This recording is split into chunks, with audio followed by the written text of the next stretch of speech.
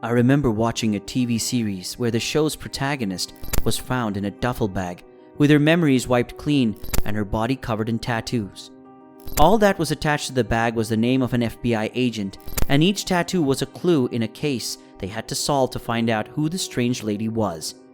This case is somewhat similar. Welcome back to the Crime Lab channel.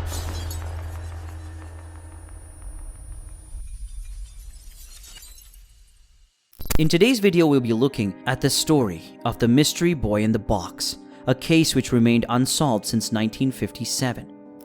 While the TV series reached a point where everything became clear, the same couldn't be said for this case, as the mystery remained unsolved for about 65 years.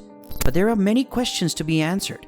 So stick with us to know more about the mystery boy and get all the answers you are searching for.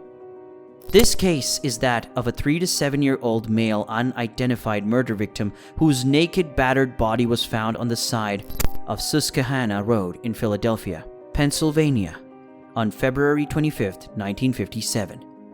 The naked body was inside a cardboard box that had once contained a bassinet of the kind sold by J.C. Penney. He appeared to have been cleaned and freshly groomed, with a haircut and trimmed fingernails, even though he had been severely beaten, bruised, and malnourished. The body was covered with scars, some of which were surgical, most notably on his ankle, groin, and chin. It is believed that the cause of death was homicide by blunt force trauma. No one ever came forward to claim him, and he is also known as America's unknown child. The case remains unsolved and is still open, but there is more to this story than this. In February 1957, a young muskrat hunter set out to check the traps near a park just north of Philadelphia. As he moved through the brush, he found a small cardboard box lying discarded on the ground. The box contained the naked body of a boy wrapped in a plaid blanket. Fearing that the police would confiscate his traps if he alerted them to the box, the young hunter ignored it and resumed hunting. Several days later, a college student driving down the road noticed a bunny running alongside the highway. The student knew there were traps in the area and stopped to ensure the animal was safe. As he sifted through the underbrush, searching for traps, he came across the box, though he too feared interaction with the police. The student reported the body to them the following day after hearing of the disappearance of Mary Jane Barker. Given that the boy was young, between 3 and 7 years old, the police were hopeful that he would be quickly identified. However, once they saw the body, their hopes were dashed. This was because the naked boy looked skinny, dirty, malnourished, and abandoned. Still, they took his fingerprints and opened an investigation on February 26, 1957. The case attracted a lot of media attention in Philadelphia and the Delaware Valley. The Philadelphia Inquirer printed 400,000 flyers depicting the boy's likeness, which were sent out and included with every gospel in Philadelphia. A forensic facial reconstruction was done, and a drawing of a happy young boy was included on all the posters. The crime scene was combed multiple times by 270 police academy recruits who discovered a man's blue corduroy cap, a child's scarf, and a man's white handkerchief with the letter G in the corner as clues, all of which led nowhere. The police also distributed a post-mortem photograph of the boy fully dressed and in a seated position as he may have looked in life, hoping it may lead to a clue despite the publicity and sporadic interest throughout the years. The boy's identity is still unknown, and the case remains unsolved to this day.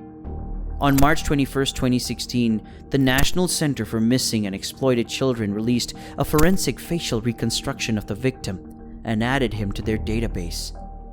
Though the case has run cold, the publicity and interest in the case by amateur investigators have turned up a couple of notable theories throughout the years. Throughout their investigation, detectives received many tips from people who claimed to know the true identity of the mystery boy in the box and how he died. One of these tips came from a woman known as Martha, who said when she was a girl, her mother, who worked as a librarian, purchased the child and brought him to their home in Philadelphia. According to Martha, her mother told her the boy's name was Jonathan and made him sleep in their dark and dirty basement. Martha claims her mother, who had subjected her to sexual abuse, bought Jonathan for the express purpose of doing the same to him. She also claims Jonathan vomited in the bathtub and her enraged mother smashed the boy against the floor, killing him.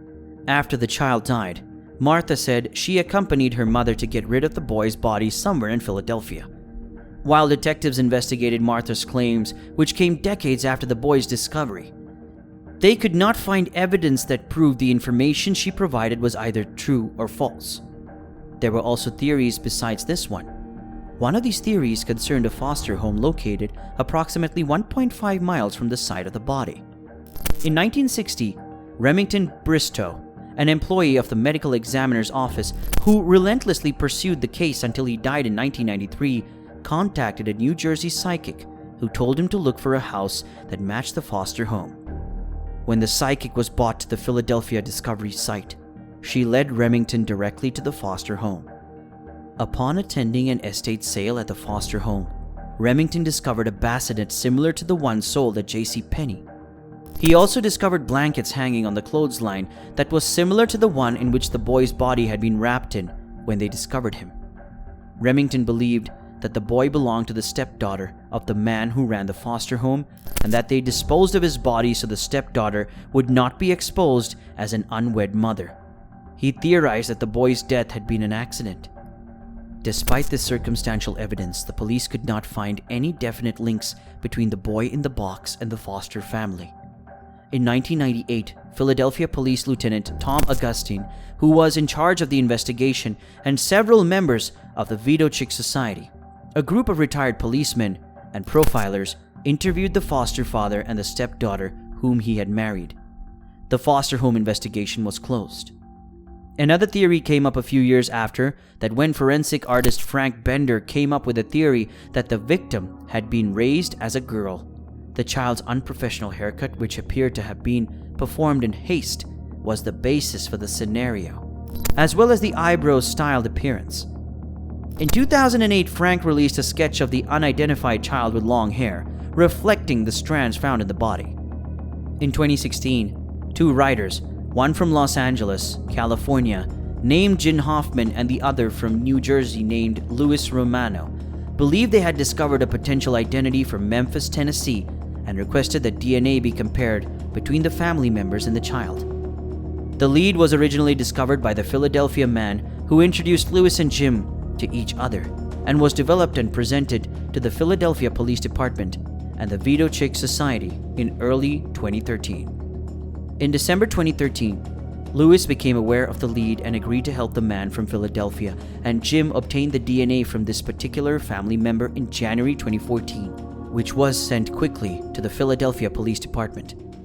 Local authorities confirmed that they would investigate the lead, but said they would need to do more research on the circumstances surrounding the link to Memphis before comparing DNA.